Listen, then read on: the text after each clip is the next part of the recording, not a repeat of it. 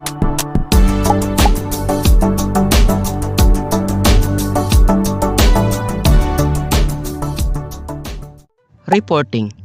Lahat naman siguro tayo nakaranas ng mag-report, diba? Yung report about sa Pilipino, English, TLE, at Aralpan. At ASP din, oo. Meron nga ring math eh. Math? Pag sure. Oo nga, sabi sa akin ng kakasi ko noon nung pasukan pa, is doon sa kabilang section namin is nag-report sila ng math. Ewan ko ba ba't sila nag-report ng math? Same lang din naman kami ng subject teacher sa section namin. Pero ang sabi sa akin is nagalit daw yung subject teacher kaya siguro pinag-report sila.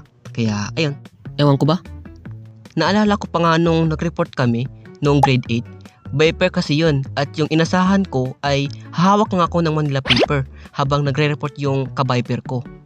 Hindi, nag-report din ako. Siyempre, reporting nga eh. Ano ginawa ko? Di binasa ko lang yung report namin. Ano pa nga ba? Pero di naman nagalit yung guro namin noon dahil alam naman niyang first time pa namin mag-report kaya ganun na lang. At naalala ko rin nung grade 9 na ako, reporting din. Doon na talaga ako kinabahan.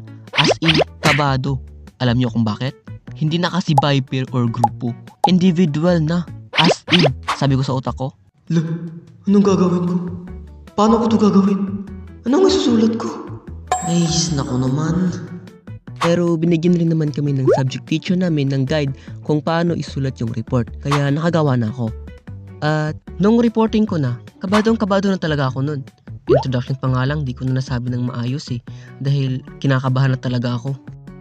Good morning, I'm Roland. I'm going to report about blah blah blah blah blah. Huh? Dahan-dahanin mo lang, wag mong bilisan. Para kang hinahabol eh. Well, sa totoo lang, binilisan ko talaga nun para madali lang matapos. At saka, same lang din nung grade din ako. Individual na rin. Siyempre, kailangan na tayong matutong magsalita sa harap ng mga tao or public speaking. Yung guide pala na ibinigay sa amin ng subject teacher namin is, ito yon. Una ay title, pagkatapos ay summary or buod. Diyan na ilalagay ang buong summary ng kwento. Tas, tauhan or people. Diyan na ilalagay kung ano ang kaganapan ng mga tauhan or ano ang ginagawa nila sa kwento. Tas, talasalitaan. Ito yung mga words na hindi nyo na ano nga ba yun? Ay, hindi nyo alam kung ano ang ibig sabihin. Yan nyo i-discuss kung ano ang meaning ng word na yan. Yung report kasi namin nun is historical story. Historical story?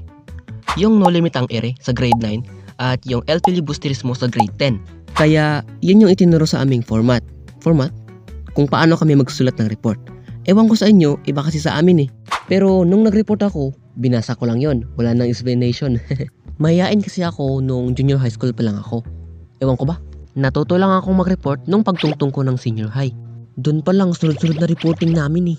Ako pa nga naging leader eh, sa isa naming reporting. Oy Roland, ikaw leader sa reporting natin bukas. Ba't ako? Magaling ka mag-introduce eh.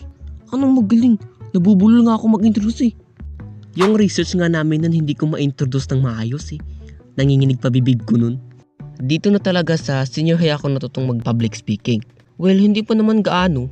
May hiya pa rin natitira. Ano pa ba? Ay, wala na pala. Ending na pala ng script ko. So, dito na lang siguro. Di pa rin mahaba. Ano ka ba, Roland? Tamad mo naman. Babawi na lang siguro ako sa susunod. Kung kakayanin. Shoutout na lang tayo.